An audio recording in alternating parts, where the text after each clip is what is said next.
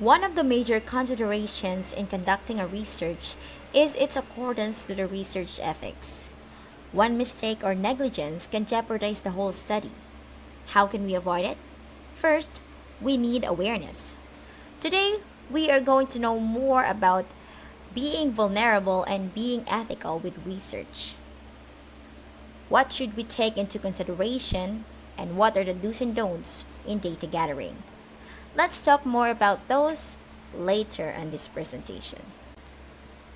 First, what is ethics? According to Velasquez et al. 2019, it is based on well-founded standards of right and wrong that prescribe what humans ought to do, usually in terms of rights, obligations, benefits to society, fairness, or specific virtues. This plays a vital role in ensuring ethical quality of researchers' works. Reason is a prime ingredient of ethical thinking because it concerns about what is right, what is wrong, what is good or bad, and should be considered when stating the purpose, contents, methods, and reporting of your study. Now, one of the major ethical dilemma that concerns about the researches is striking a balance between the objectivity of the research while still taking into consideration the rights of the subjects. This is known as the cost or benefits ratio. Cost or benefits ratio is a fundamental concept expressing the primary ethical dilemma in social research. As a researcher, there is a thin line between obtaining the data that you want and overstepping the rights and consents of the subject. There are kinds of research, like for example, covert observation, where sometimes you can let the subject fully know what you are obtaining, what you want to obtain in your research, because it will somehow stop you from obtaining the data that you want. But then again, there is a problem because as a part of ethical research concerning the rights of a researcher's subjects, they should know why they are being observed, why they are being the subjects of the research. These are the responsibilities to participants and audiences. The first one is to gain fully informed consent. What is informed consents? These are usually written and signed by the audience to ensure that they are not forced to join the research. They must agree with the terms and conditions before involving them to the research itself. Deciding whether and how overt or covert research is required or justified is very crucial. Remember the thin line that I mentioned earlier? Covert research is done to participants without them knowing that they are being observed at all. Overt research can be biased by the subjects just because they know that they are being observed. Researchers should think how to get reliable data while not overstepping the rights of the researchers' participants. The next one is to decide whether and how deception is required or justified. Be honest or justify dishonesty. Why did you not tell all the information to the audience? It's because they are something like that. Next one, ensure non-maleficence, meaning no harm, hurt, or suffering to be caused to participants and those who might be affected by the research. Be humane. Let us take into consideration that these audience are people. Even animals have their rights not to be harmed during the researcher's action. Next in line is to ensure beneficence. Beneficence in research is a moral obligation to act for the benefit of others. There are two aspects. That is to provide benefits to the participants and to balance the benefits and the risks and harms of the research. In accordance to that, you have to ensure that the participants do not leave the research worse off than they started it. We also have to respect people's rights and dignity and interests and be respectful. Participants are subjects not objects to be exploited. Next is to agree individuals' rights to privacy. That is why consent is very important. Subjects should never be forced to reveal information he or she does not want to tell. You also have to ensure the participants that they have the right to withdraw at any time. If they don't like to be part of the research, they are free to go. Next, inform participants who will have access to the data or the report, who will be seeing this. Is it going to be for the public's eye so that they are going to be informed whether the information that they are going to tell will be revealed to everyone? Let's talk about the bedrock of the ethical procedures, which is the informed consent. According to Dehner and Crandall, 1978, the procedures in which individuals choose whether to participate in an investigation after being informed of facts that would be likely to influence their decisions. That is the informed consent. It has four aspects. The first one is competence, the next is voluntarism, full information, and comprehension. Let's talk about competence. Competence implies that responsible, mature individuals will make correct decisions if they are given the relevant information. If the educational research, which involves children, is being conducted, those who are taking care of those individuals should be informed, like, for example, teachers, parents, and guardians. Next is voluntarism. Voluntarism entails applying the principle of informed consent and thus ensuring that participants freely choose to take part or not in the research and guarantees that exposure to risks is undertaken knowingly and voluntarily. Research should not be forced to individuals who do not participate voluntarily. Next is full information. Full information implies that consent is fully informed, though in practice, it is often impossible for researchers to inform subjects on everything. First, you have to observe them in the most natural way that they can. Changes in behavior can be seen if the participants are aware of the reason why they are being observed. There are also times when the researchers themselves don't know everything about the investigation.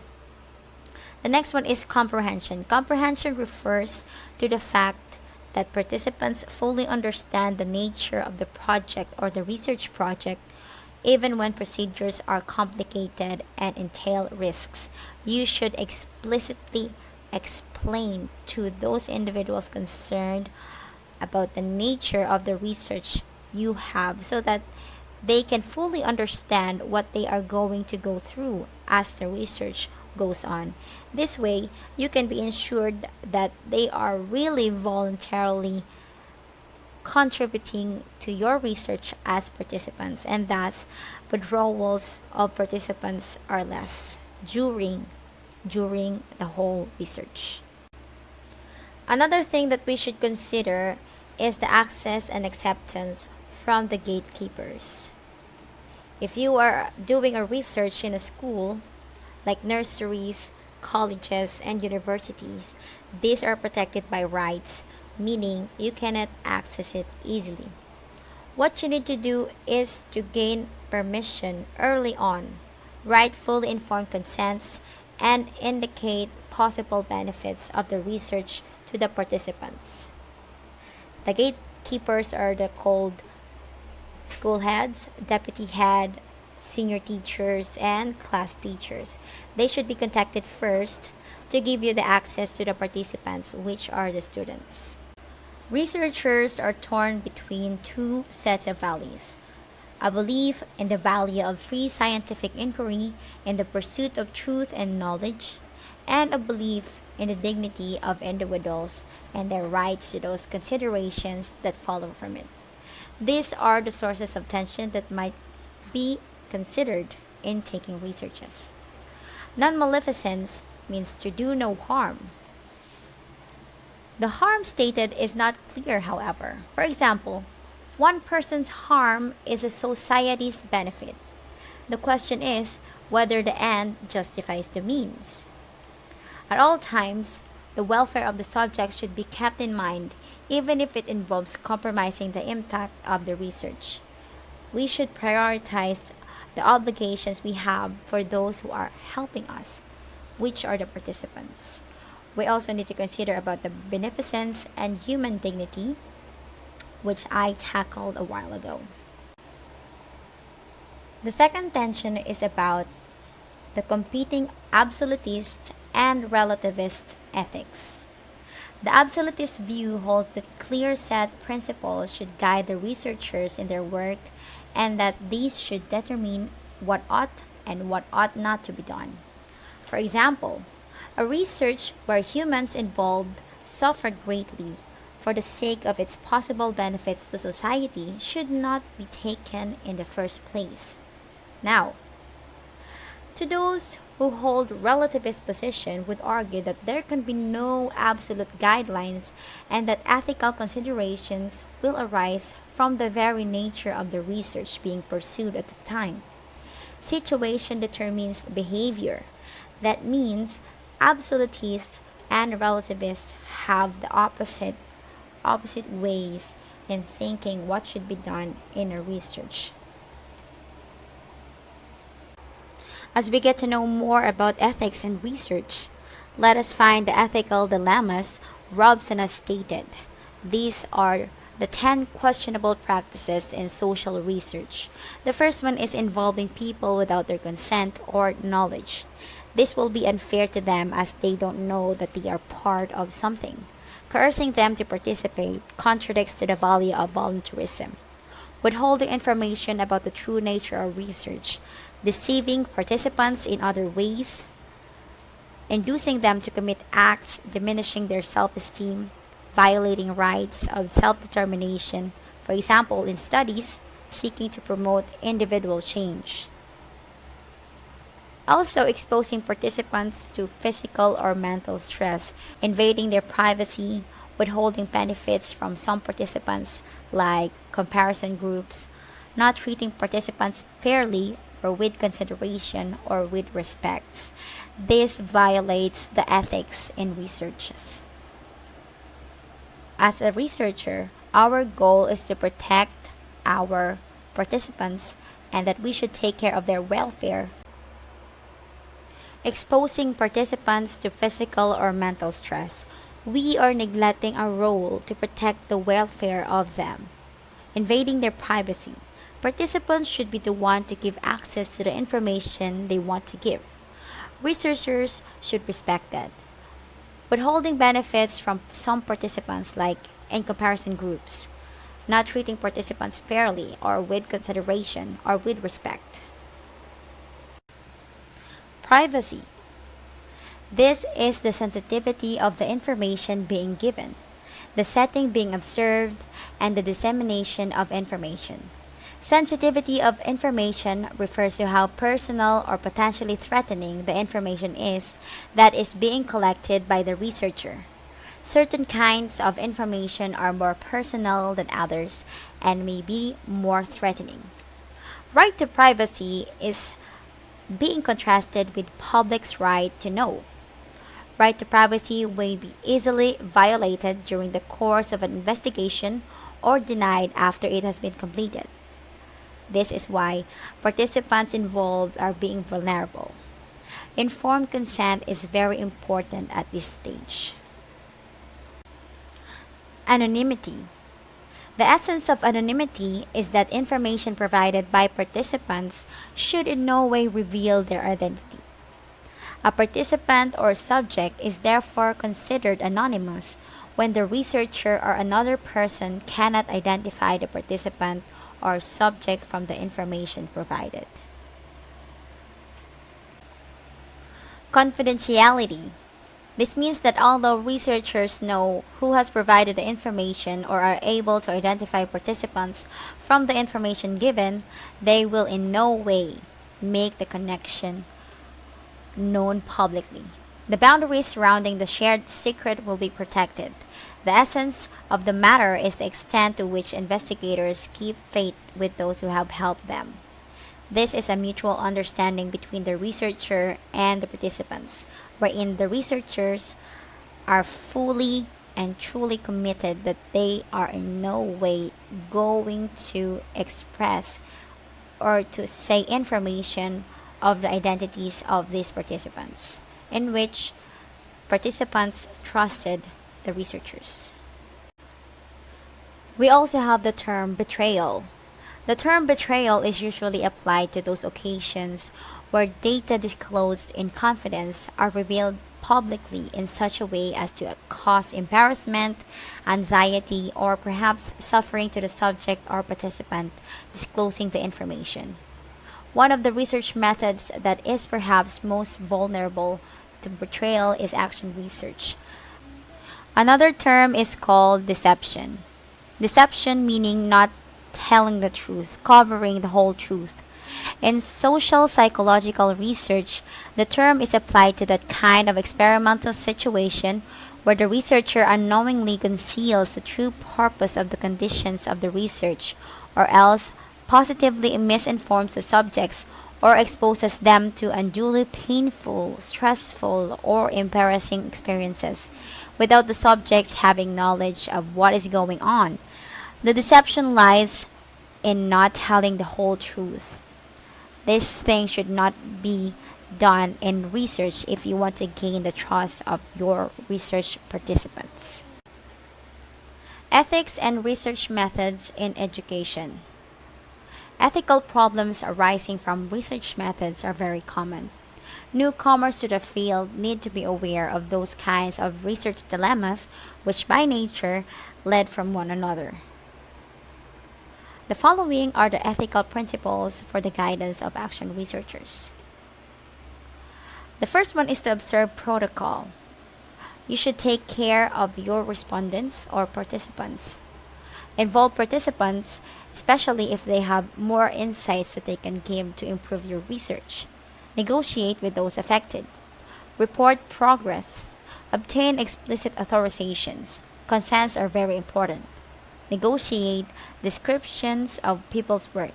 Negotiate accounts of others' points of view, for example, in accounts of communication. You also have to obtain explicit authorization before using quotations. Negotiate reports for various levels of release. Also accept responsibility for maintaining confidentiality. These participants put their trust to you. You should be able to do your responsibility. Retain the right to report for your work. Make your principles of procedures binding and known. In ethics and evaluative research, there are two main principles that we are going to have. First one is the principle of benefit maximization. The second one is the principle of equal respect. The first one holds that the best decision is the one that results in the greatest benefit for most people, while the other one demands that we respect equal worth of all people. Equal respect requires us to treat people as ends rather than means, to regard them as free and rational, and to accept that they are entitled to the same basic rights as others. Research and regulation, and ethical codes and review. The researcher's integrity must be absolute. It is often the case that researchers will negotiate publication rights with a sponsor in advance of the research and what confidentiality the researcher must respect. The researcher has the responsibility as a member of the research community. For example, it is his job not to jeopardize the reputation of the research community or to spoil the opportunities for further research. These are his responsibilities. The first one is to protect the safety of sensitive research or research in dangerous locations. The second one is to protect their well being, protect their reputation, enable further research to be conducted, and expect them to behave ethically. That is why it's very important that a researcher must be aware of the ethics in research. They have to ensure that they adhere to correct and agreed procedures. And also, to protect the anonymity and confidentiality of sponsors if so agreed. Okay, so that's about it for today's lesson. Thank you so much for giving me the opportunity to present this topic. I'll see you again next time. Bye bye.